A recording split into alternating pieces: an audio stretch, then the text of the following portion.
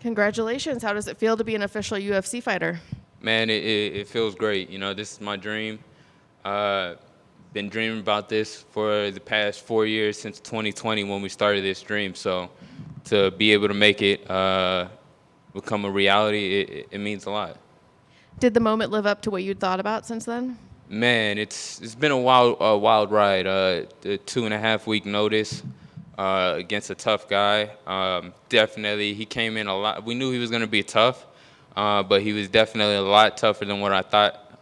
But we went out there, put on a beautiful performance, a wild performance, impressed Dana, and not just impressed Dana, but I impressed myself. You know, to know that I can go to war and create a fan favorite fight. You know, that to me is what we do. You know, we're entertainers, so I feel like I went out there and was able to do that.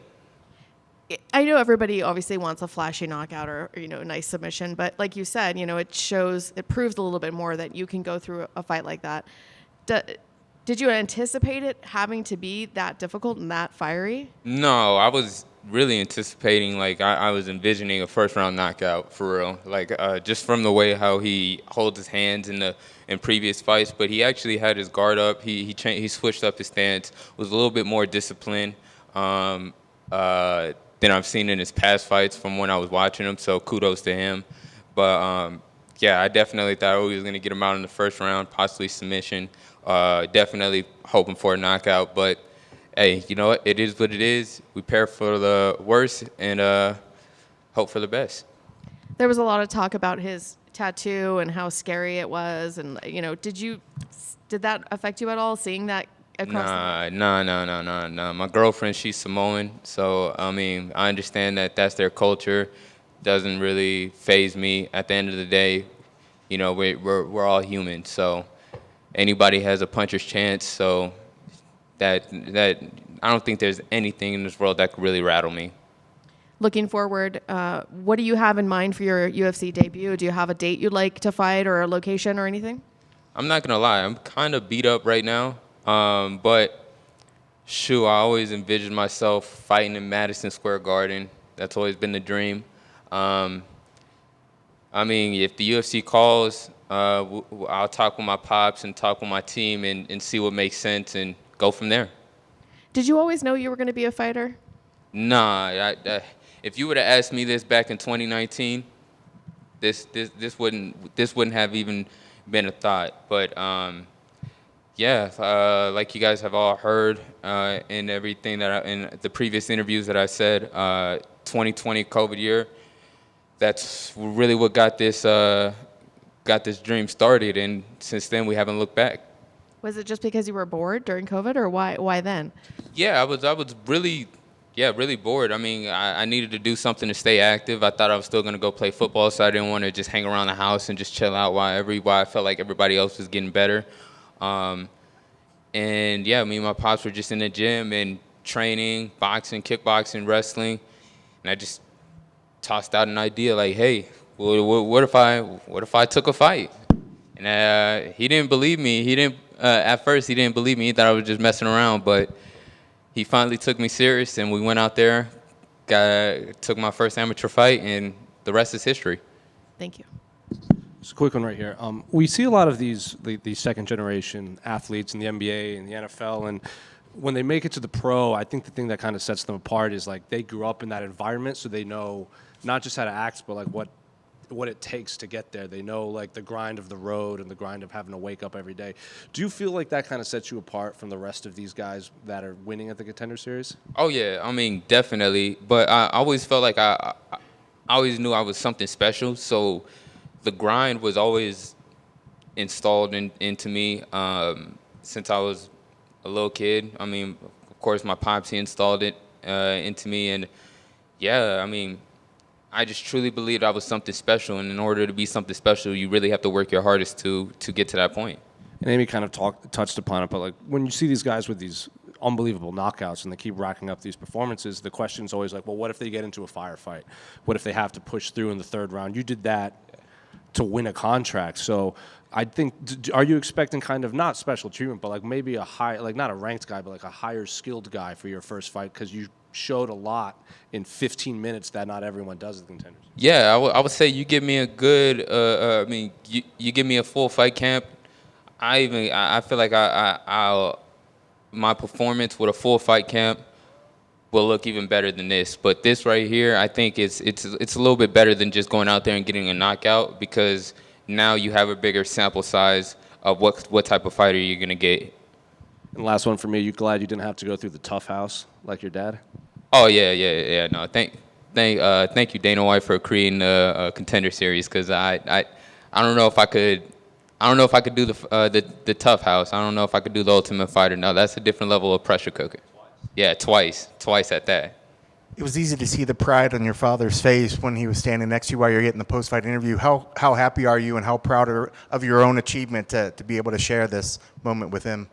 Yeah, I'm super happy and super grateful, because I know how hard he worked to get this vision started and going.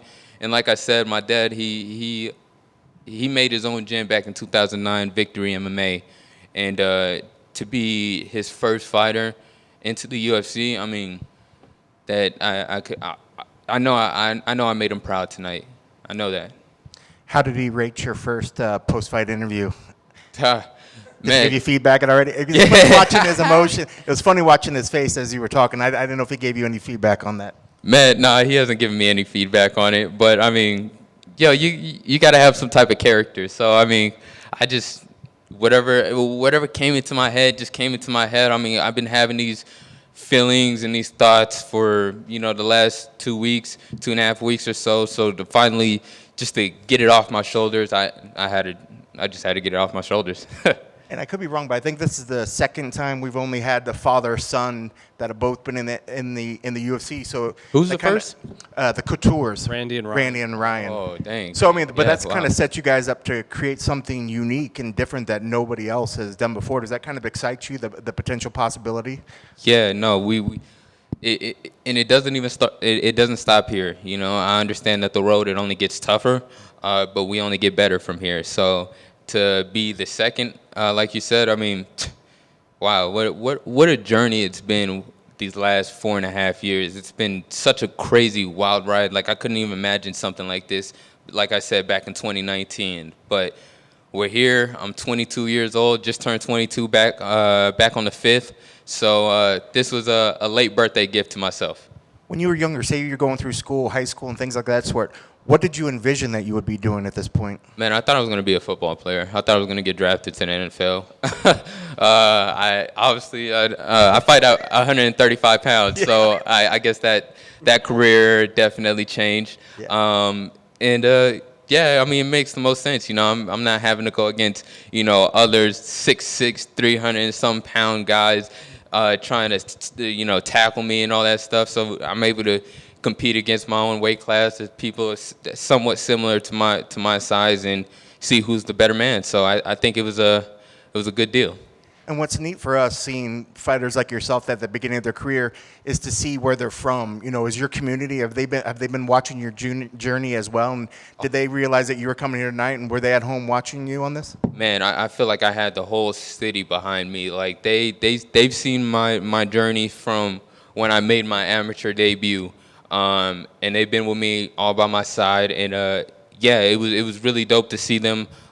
See the watch party and everybody's going crazy. I mean, like, my phone is blowing up right now. I want to answer to everybody, but unfortunately I won't be able to get to everybody. But I want them to know that I really do appreciate the love and support, and I want to keep giving back to the community and being an inspiration to my community and to all my friends and family and training partners. Like, guys, you can make anything happen if you just put your mind and your heart into it. And that's it. I feel like we're seeing you at the very beginning of your career, but like you said, you are going to be a role model for that community. So any young kids that maybe watched you tonight, what would you say to young kids in your hometown? I would say, stay disciplined. Stay disciplined. Enjoy your craft. Really make it, something that you want to, be successful in. I mean, me and also Raquel Pennington, we're both from Colorado Springs, so it's really dope to put Colorado Springs on the map. She went to Harrison. I went to Sierra. So, I mean, it shows. Like, if you just keep working, keep grinding, no matter how hard it gets, there's going to be some days that you don't want to go into the gym, you don't want to train. I have those days. Every athlete has those days, but it's just something in your mind that has to tell you, like, hey, you got to get up, you got to go, you got to put in the work in. It might suck now, but it's going to pay off later. That's awesome. I got to ask, what position did you play in football? Oh, man, yeah, I damn near, I played coach, cheerleader, referee. Man, I was all over the place. But for real, I played I was running back, slot, wide receiver, kick return, everywhere. I felt like I was all over the field. Congratulations. Welcome to the UFC. Thank you. What's your team? Sierra Stallions. My football team. My bad. Woo! That was my high school team. That was my high school team. I was going to say, like, I have no idea who that is. So what is that? Nah, my team, 49ers, baby. Bang, bang, Niner gang. Sorry about last season. Come on, you don't have to bring that up.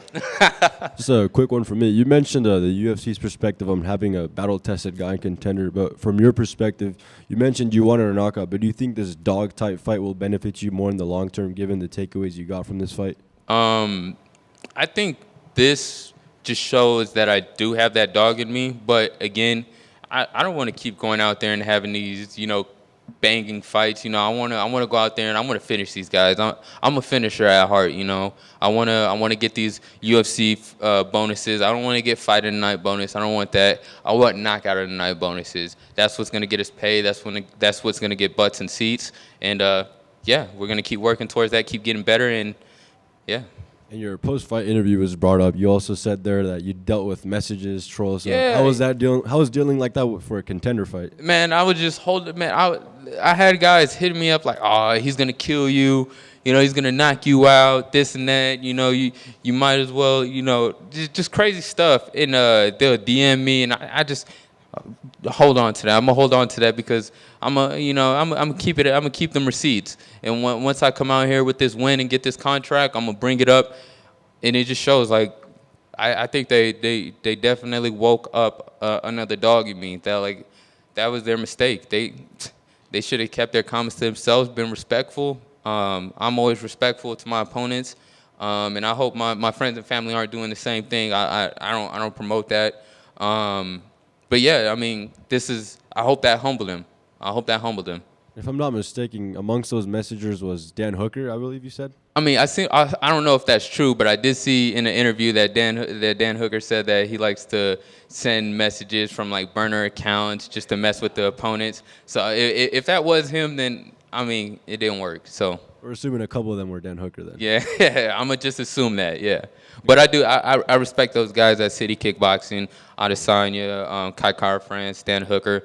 I mean, these guys are elite level fighters, so they deserve their flowers. But like I said, that messaging stuff, it obviously didn't work. Congratulations. Thank you.